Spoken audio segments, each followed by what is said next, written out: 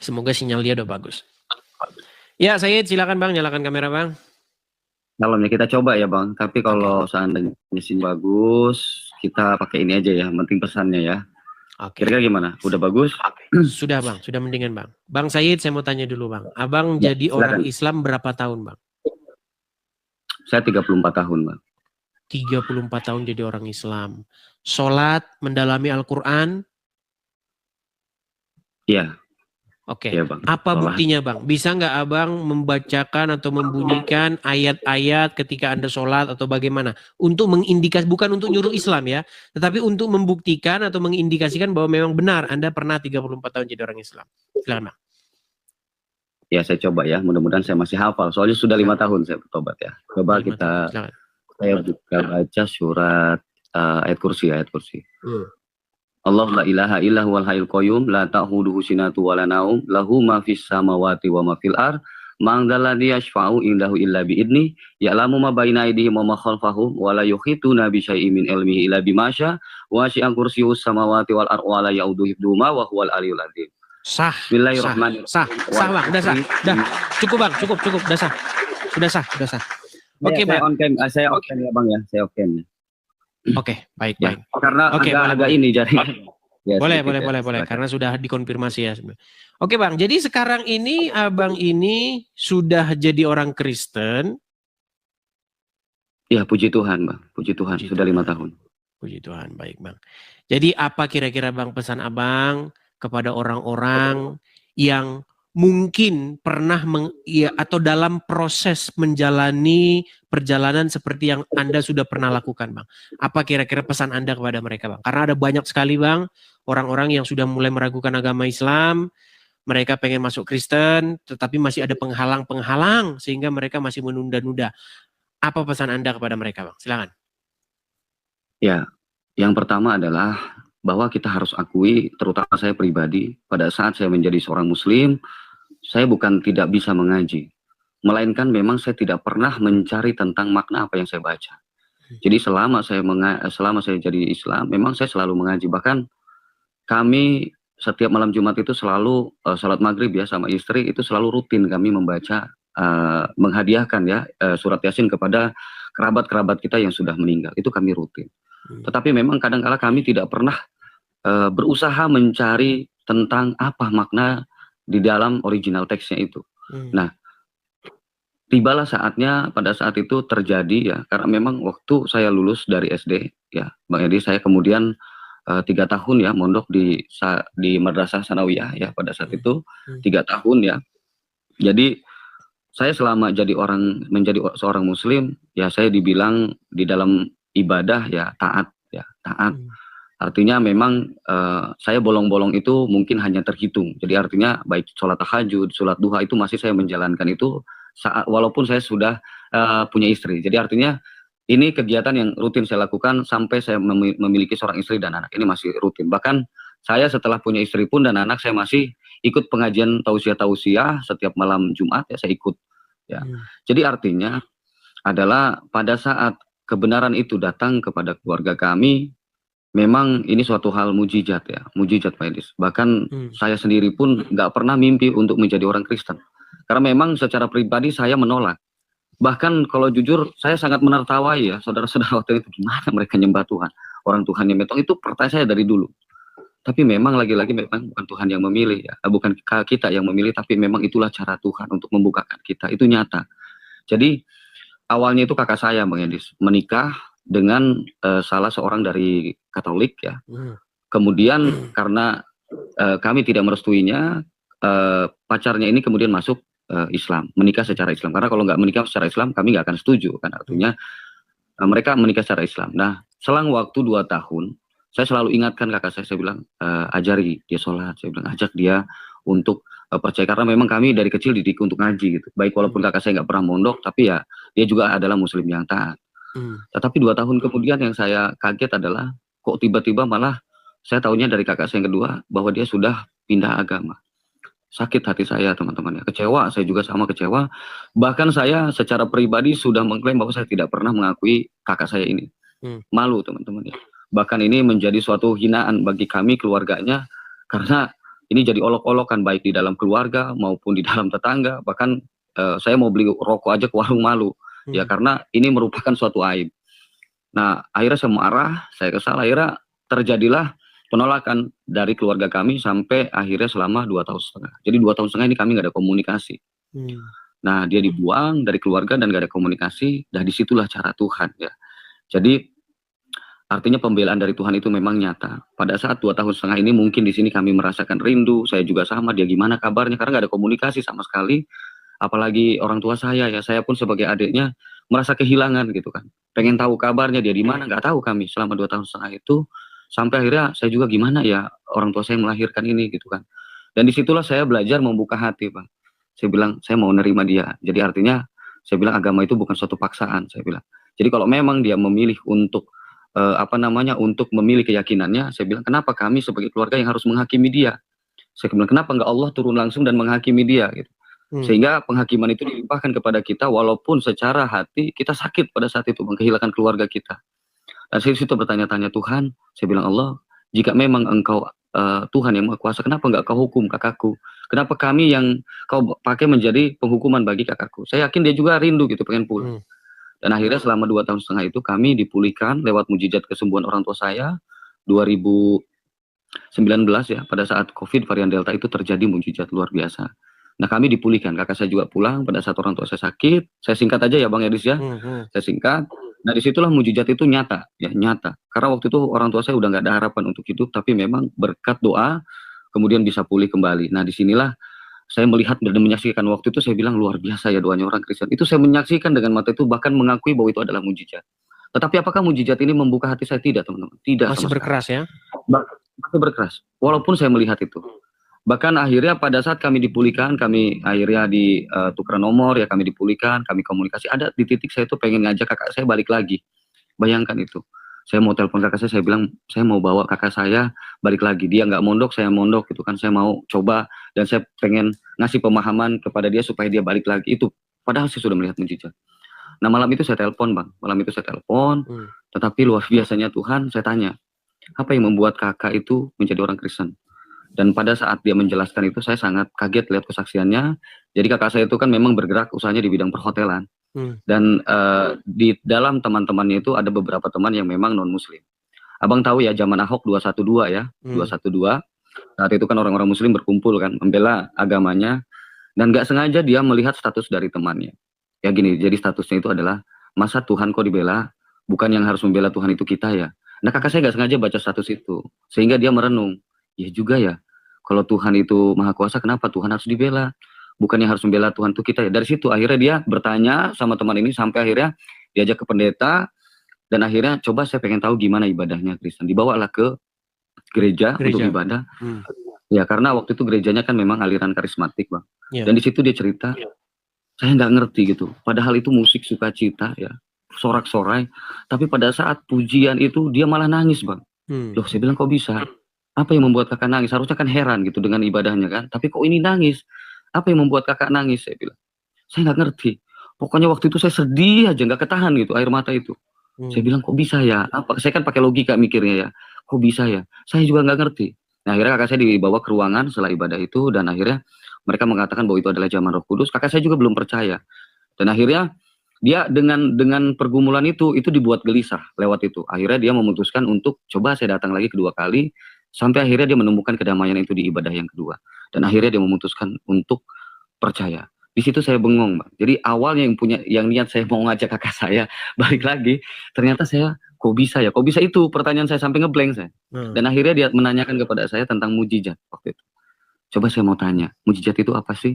Nah saya buka, menurut keyakinan saya itu Al-Quran. Nah Al-Quran ini kakak saya menganggap bahwa itu bukan mujizat tapi pedoman. Oke saya setuju, karena memang artinya ini bisa dibuktikan secara sains gitu. Kalau mujizat itu kan memang kuasa ilahi yang luar biasa ajaib gitu. Kalau memang Al-Quran kan nggak begitu ajaib. Oke lah saya terima. Kemudian mujizat yang kedua apa? Membelah bulan. Oke, apa ceritakan? Saya ceritakan.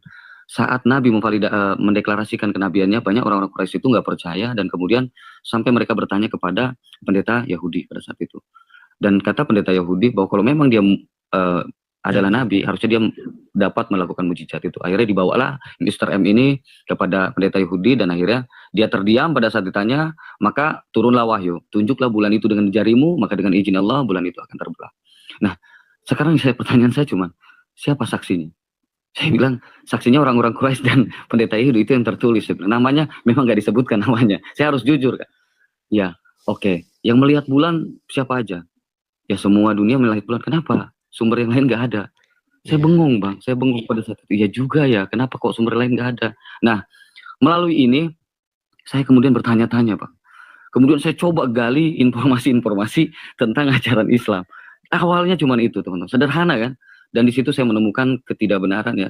Bagaimana ini kok bisa diikuti gitu dengan teladannya Nabi ya, yaitu tentang pernikahan, tentang di dalam surat Abasa 1 ya, tentang seorang yang buta datang kepadanya, padahal ingin belajar Islam. Kok bisa ya ada teladan ya seperti ini, sedangkan Yesus ada orang buta dia sembuhkan, tapi kok ini tolak. Kemudian dia mengajarkan berbohong itu nggak boleh, kok ini kok boleh gitu kan, memang nggak masuk akal buat saya gitu.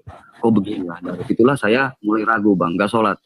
Saya menjadi orang yang nggak sholat itu selama dua bulan setengah. Jadi buat percaya kepada Yesus Tuhan juga memang saya sulit. Bagaimana saya nyembah manusia? Tapi saya udah ragu di keyakinan saya. Jadi begitu pencarian saya itu memang saya udah, kok ada ya keyakinan seperti ini gitu. Bagaimana teladan ini kok nggak ada teladan yang nggak bisa kita ikuti? Contoh terhadap Aisyah kan, kita nggak bisa kan melakukan ini gitu, mengikuti ajaran ini. Artinya kalau kita ikuti ini ya bertolak belakang dengan kemanusiaan kita kan, logika kita begitu. Jadi kok ada bisa ataupun memang lebih dari 13. Sedangkan Tuhan menciptakan Adam itu pasangannya cuma Hawa, siapa lagi kan gitu.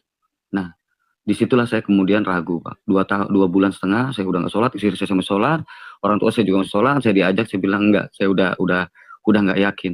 Oh ya udah, nggak paksa mereka, tapi saya juga bergumul aja sampai akhirnya saya bingung, kayak orang nggak punya agama gitu, Pak. Tuhan saya siapa ya gitu kan. Dan sampai seketika saya telepon lagi, Kak, saya bilang, kok saya jadi gini ya?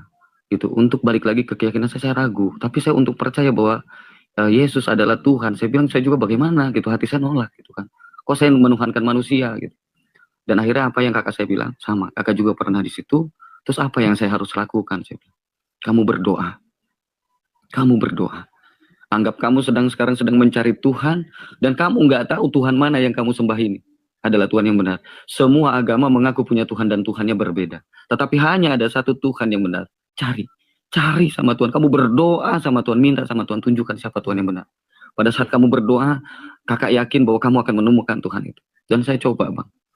Jam 2 malam itu saya masuk kamar, saya gelar sejadah, saya nangis sama Tuhan. Saya bilang, Tuhan, tolong bantu saya bilang, Tuhan. Kalau memang Islam memang agama yang kau ridhoi, agama yang benar, bawa saya kembali yakin kepada Islam. Waktu itu saya doa begitu, Bang. Saya doa begitu, saya bilang bahwa saya kembali yakin bahwa memang ini adalah agama yang kau ridho, adalah agama yang benar. Karena waktu itu saya ragu. Tetapi jika memang ini bukan agama yang benar, saya bilang, tolong tunjukkan siapa Tuhan yang benar itu. Nah, saya nangis. Setelah saya nangis, kemudian saya di situ udah tidur. Tiba-tiba di dalam hati saya tuh besoknya itu ada suara, Bang, saya nggak ngerti itu suara apa. Tiba-tiba mendorong saya suara itu, coba kamu cari Isa di dalam Al-Quran. Coba saya googling, Bang. Googling tentang Isa ini di dalam Al-Quran, saya banyak sekali menemukan kok bisa ya manusia seperti ini, kok ada ya manusia yang seperti ini. Ya, itu banyak ya Bang Edis, kalau Bang Edis juga sama dari sana ya, memang sangat ajaib Isa ini. Kalau kita bilang kok bisa ya manusia seperti ini, karena memang nggak ada manusia yang seperti dia, sangat luar biasa memang diceritakan. Nah kemudian saya di situ bergumul, sampai akhirnya tiba-tiba kakak saya telepon saya, mau nggak kakak kirimkan Alkitab? Ya boleh, saya bilang, dikirimkan saya Alkitab, Bang. Saya baca, nggak ngerti saya sama sekali, walaupun itu bahasa Indonesia. Saya nggak mengerti sama sekali, walaupun itu bahasa Indonesia, saya pusing bacanya. Saya tutup, tapi ada suara lagi, Bang, di dalam hati saya itu, coba kamu cari Isa di dalam Alkitab. Saya kaget, kemudian saya googling, dan saya di situ banyak sekali menemukan persamaan. Terutama dia adalah jalan kebenaran, hada siratul mustaqim ya. Kemudian dia diciptakan dari firman-Nya ya, dari kalimat tuh dan waruhu minhu dan ruhnya ya, di An-Nisa 171 dia hakim yang adil, riwayat Muslim 220, dia yang awal dan akhir ya, wal awal wal akhiru di Al-Hadid ayat 3, kok ini hampir mirip gitu kan. Saya bilang di sini ini siapa? Apakah ini manusia? Saya bilang gitu kan. Kalau dia manusia, kenapa ya ditunjuk menjadi hakim yang adil? Kenapa justru Allah juga menunjuk dia sebagai jalan yang lurus? bukankah di dalam ayat yang lain mengatakan bahwa Allah itu adalah jalan yang lurus? Dan mengapa pada saat Allah memberikan statement Allah jalan yang lurus, tetapi Allah juga menunjuk Isa sebagai jalan yang lurus? Ini kan berbeda dengan Mr. M yang berada di jalan yang lurus, karena Mr. M berada di jalan yang lurus di dalam surat Yasin. Sedangkan Allah justru sangat tegas mengatakan bahwa hadza siratul mustaqim itu kepada Isa. Saya bilang, apa ini maksudnya? Akhirnya saya yakin Bang bahwa ini bukan manusia, ini Tuhan. Saya bilang nggak ada manusia yang sesempurna ini, saya bilang. Dan di situ saya mantapkan hati dan akhirnya percaya bahwa ini adalah Tuhan. Nah akhirnya logika saya begini, mungkin nggak ya kalau Tuhan itu jadi manusia? Saya bilang begitu. Saya bilang kalau Tuhan itu maha kuasa, apa yang nggak mungkin? Saya bilang bagi dia, siapa sih yang sebenarnya membatasi kuasa Tuhan? Saya bilang kan tidak tertulis bahwa Tuhan itu mustahil jadi manusia, tapi serupa dengan makhluk. Laisa kamislihi sayun. Artinya makhluk yang bagaimana ini? Artinya bukan karena Tuhan itu memang seperti makhluk, bukan, tapi memiliki makna yang luas.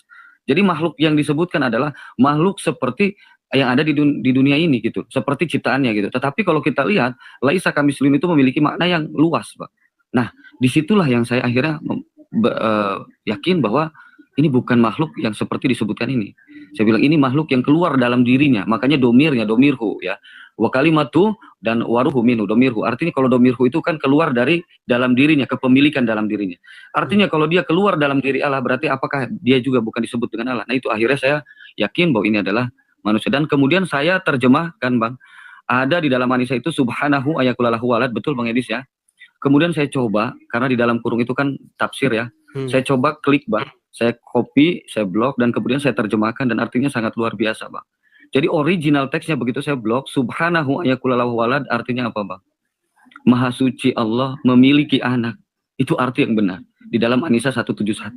Kalau kalian, ya di bawah-bawah ya, teman-teman di bawah, kalau kalian mau buka An-Nisa 171 yang belum tercampur dengan tafsir, di blok itu kata subhanahu ayakulalahu walad, kemudian kalian blok, dan kemudian kalian translatein dari Arab ke Indonesia, itu artinya maha suci dia memiliki anak.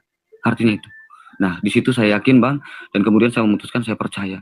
Saya minta izin sama orang tua saya, kedua orang tua saya, mereka mengizinkan, karena memang sudah ada kakak saya, cuman mama saya berpesan, kalau kamu jadi orang Kristen, jadilah orang Kristen yang baik. Dan kemudian saya sampaikan kepada istri saya, karena kebetulan istri saya juga anak seorang guru ngaji, Pak, anak ustadz.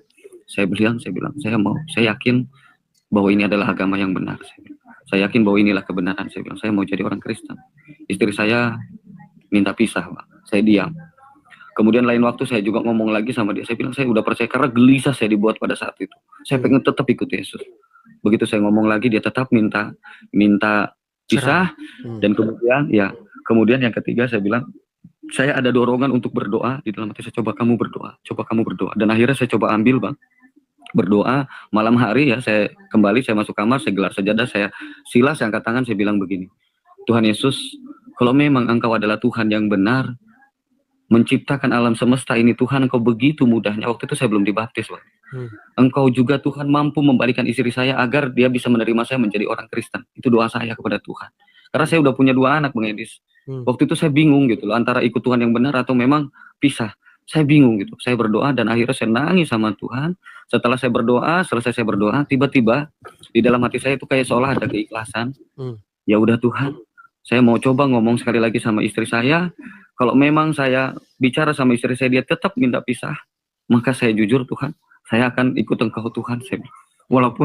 Walaupun istri saya tetap minta pisah, saya bilang, saya akan ikut Engkau Tuhan.